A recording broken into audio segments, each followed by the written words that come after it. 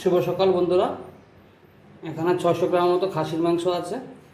আজকে একটা খাসির মাংস রেসিপি হবে। তো খাসির মাংসের জন্য এখানে একটু রসুন নিয়ে নিলাম, এখানে পেঁয়াজ, আর এখানে টমেটো আছে, এখানে আদা আছে। বেশি একটা মশলা দেবো না, প্রচণ্ড গরম। তো সিমসামভাবে মাংসটা রান্না করব। আপনার সঙ্গে থাকুন, দেখতে থাকুন। মাংসটার মধ্যে প্রথমে আমি একটু তেল দিয়ে দিচ্ছি, সরষের তেল। পরিমাণ মতো হলুদ দিয়ে দিচ্ছি, একটু নুন দিয়ে দিচ্ছি। এখানে টক দই আছে, টক দই দিয়ে দেবো।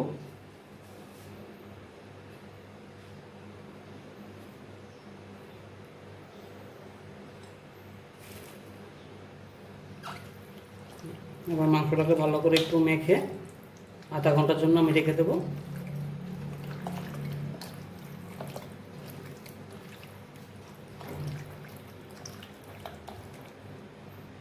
মাংসটা মাখা হয়ে গেছে, এখন আমি ঢাকা দিয়ে রেখে দিচ্ছি।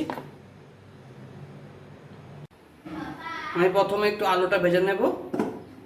খাসির মাংস বলে কথা, খাসির মাংসের মধ্যে আলু না দিলে নাই হয়।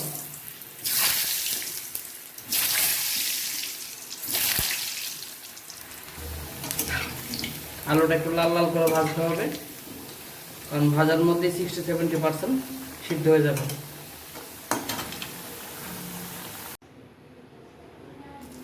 তেজপাতা দিয়ে দিচ্ছি দুটো। আর এদিকে আমরা লাল লাল করে আলুটা ভাজা হয়ে গেছে।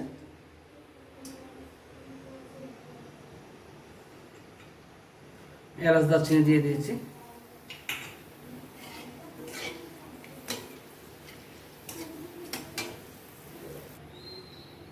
কুচানো পেঁয়াজ দিয়ে দিচ্ছি।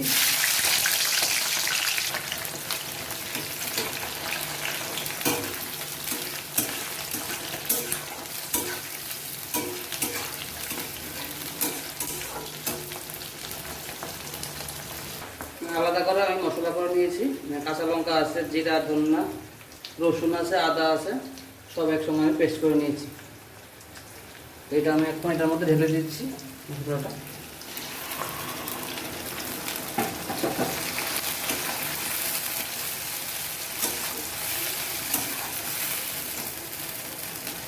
একটু হলুদ দিয়ে দিচ্ছি, কারণ হলুদ মাংসের সঙ্গে মাখা আছে।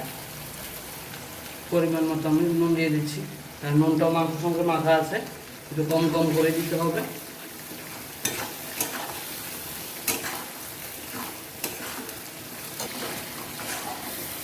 মশলাটা ভাজা ভাজা হয়ে গেছে।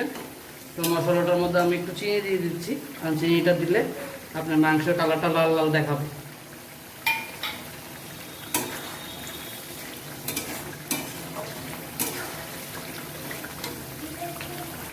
মেখে রাখা মাংসটা এখন আমি দিয়ে দিচ্ছি।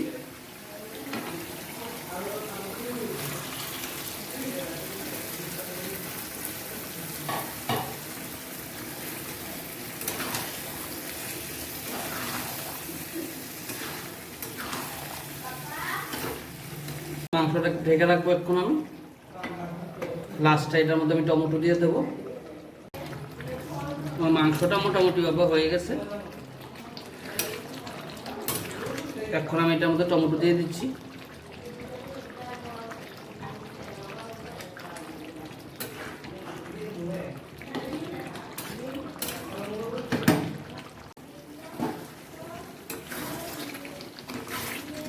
মাংসটা ভাজা ভাজা হয়ে গেছে, এখন আমি এটার মধ্যে আলুটা দিয়ে দিচ্ছি।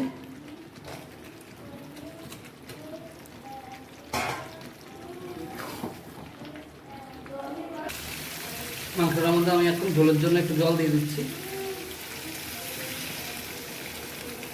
পাঠার মাংস ঝোলটা একটু বেশি করে দিতে হবে।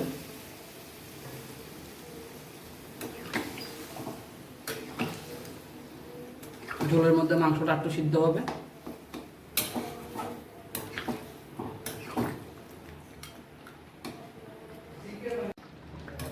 আমার খাসির মাংসের রেসিপিটা হয়ে গেছে বন্ধুরা। যদি আপনাদের ভালো লাগে লাইক করবেন, শেয়ার করবেন, কমেন্টস করবেন। আবারও আপনাদের সামনে ছোটো ছোটো ভিডিও নিয়ে আসবো।